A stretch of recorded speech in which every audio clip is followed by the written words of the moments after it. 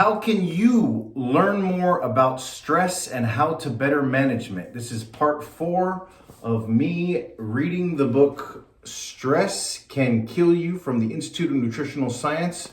What Your Doctor Doesn't Tell You. Remember, you can always get this book just by calling the Institute of Nutritional Science or going to their website, healthyinformation.com. You can get it. So how can you learn more about stress? Stress Can Kill You, Part 4. Controlling Blood Sugar, Part 4. Don't want to get too much into the ingredients because if you get the book, you can, a lot of people are reading along and you can see what it is. Chromium, vanadium, bilberry extract, cinnamon, bitter melon, a bunch of ingredients, nutrients that really help deal and with the effects of the excess stress. Nutrients, the incredible nutrients, all in this book that you can get for yourself and either read along or just take notes. And all the info of the book is going to be in the description anyway. So, still another frequent problem for those under excess stress is poor digestion. Probably that's a pretty understandable reason of why that is. As we indicated earlier, adrenaline cuts off the production of natural acids in the stomach, slowing or stopping the digestive process. The following formulation will greatly assist the body in not only replacing the needed digestive elements, but prevent the typical indigestion and bloating which often accompanies this problem. And then it has, some nutrients to help digestive the occurrences of what that stress would bring on. But you can get all that from the book, and I'll put that down below in the description. And tells you the way you can start taking the formula and such too. So the next part is stress management techniques. Stress and the tension builds up to dangerous levels in the body when they are not properly dealt with. All of us experience stress. The difference lies in how we handle stress. Not properly dealt with raises the tension level of the body, causing anxiety. Initially, when we find ourselves in a overstress loaded situation, the best thing to do is something that is physical. By this point, energies are so high that they have engaged a surge of adrenaline from the adrenal glands. And this needs to be burnt off by some form of physical activity. So that makes sense, why people exercise when they're under stress to kind of get that release going.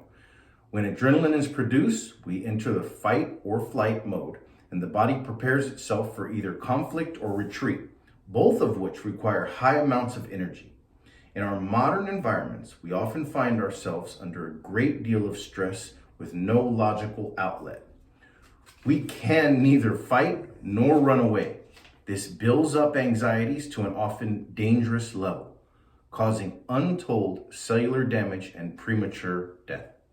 When these anxieties are stimulated over and over again with no results, it sends a false message to the nervous system, which in turn becomes confused and no longer is able to detect a real emergency from life's many false alarms. Initially, until you can train yourself to better manage stress, you must exercise to burn off the adrenaline. Take a walk, swing your arms, etc. After the initial stress response, there will be a time to reflect upon the matter more closely. Have you ever wondered why some people seem to be less bothered by stressful situations that occur? You can learn to manage stress as it occurs before it builds up to harmful levels. Altering your biochemistry. The first answer is peace of mind. Those who are at peace with themselves have far less trouble dealing with the environmental stress. Those with internal turmoil caused by insecurities, lack of experience, unresolved emotional issues, or other unfinished business are already weakened by their own internal stress. These people are often referred to as a walking emotional disaster, a powder keg waiting to explode. For these unfortunate individuals, it takes relatively little external stress to overflow the reservoir of nervous tension, and attacks of stress-related anxiety are imminent. Relaxation is the answer to stress management. However, one cannot learn effective long-term relaxation without first at least beginning to deal with internal stress that continues to feed and irritate the stress response system. When beginning relaxation techniques, do not attempt to practice when you are already agitated. Pick a time when you are already reasonably at peace with yourself. Start by doing something you enjoy, whatever that may be. For many, maintaining contact with the earth is important. So that probably means like walking barefoot on grass or sand or even concrete, just having no shoes on. So trying to do something outdoors. Even if you choose to do an activity indoors, such as listening to music or watching television, try sitting on the floor. As crazy as this may sound to you, it works. Try it. Set aside regular times to do the things that you enjoy doing. Make an appointment with yourself to get in touch with who you really are. Many of us are strangers to our own self, even if we are 50 years old or older. Once your body is in the habit of receiving regular times for relaxation, it will begin to let go and you will be able to feel the tension release. The next step is to learn to communicate with the body. Communication, however, is a two-way process. You must give your body direction by our thoughts and attitudes. Then listen to the body as it tells you it needs a form of certain foods or nutrients. We all have cravings for certain foods. Why? Many times it's because that food contains a certain nutrient that our body needs more of at a particular time. Once we eat that food, the desire lessens or disappears. Science has shown that each cell carries on its own life functions totally separate from all the other cells, yet operates as part of a unit that makes up the whole body. This intelligence can be reached by the mind, which when properly applied through the use of relaxation techniques, we can visualize every organ, bone, nerve, and tissue within the body being made up of individual cells, all working as they should. Specialized groups of cells, such as liver cells, heart cells, nerve cells, etc., are directed by what we call the master cells. These master cells are responsible for ensuring the harmonious working of one cell group with all of the others. Within each of the trillions of cells in the body, it is intelligence with the guiding mind can communicate. Early studies with plants have shown that we humans can communicate with them and that they will respond.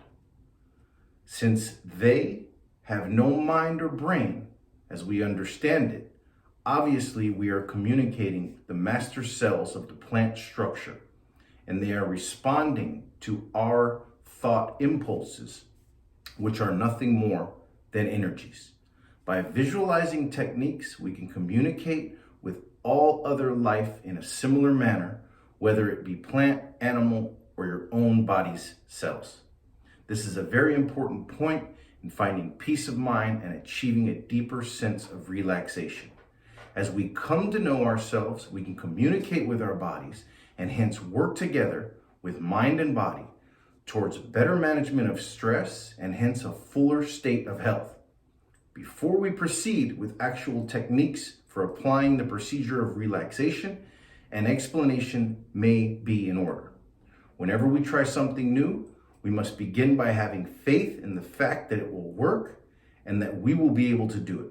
This faith is absolutely essential in the overall relaxation process, whether we choose to call it faith, or belief, confidence, or trusting that we can achieve our goals. Eliminating the worry will get us to our goal much faster. Contrarily, fear and disease produce a negative effect of actions upon the body's cells, causing a measurable interruption of the energies between cell groups. A great factor in achieving relaxation is the removal of fear from the mind of the individual by whatever means. Name it desire, faith, religion, hope, or even superstition. After we begin to acknowledge stress and learn to manage it, we want to do this for longer and longer periods. Each of us have our favorite way of spending time. For some, reading a good book, listening to their favorite music as a way to relax, or for others, it can be the list of different things. For others, spending time in nature at the edge of the sea or the mountains brings peace and relaxation. Happiness and a light heart are what we want to achieve. The saying that laughter is the best medicine, which was researched, popularized by Norman Cousins, works wonders for the energies of the body. So that's a great part of the book. It talks a little bit about nutrients, but mostly about working on your own self internally and externally. So really good. Next, we'll do part 5 in how do you learn more about how to deal with stress.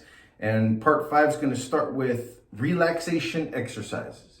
Keep in mind, you can always get this book and read along at healthyinformation.com. You can call them, email them, and you can get a free copy if you want it. And part 5 will start with relaxation exercises. Thanks for watching.